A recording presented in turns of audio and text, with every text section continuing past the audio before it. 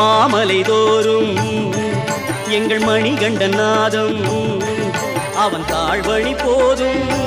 நெஞ்சம் தூய்மையில் வாழும் ஆலய தீபம் இன்று ஆறுதல் கூறும் அவன் கோமள ரூபம் கண்டால் பேரருள் சேரும் ஆலய தீபம் இன்று ஆறுதல் கூறும் அவன் கோமள ரூபம் கண்டால் பேரருள் சேரும் சரணம் பாடுவோம்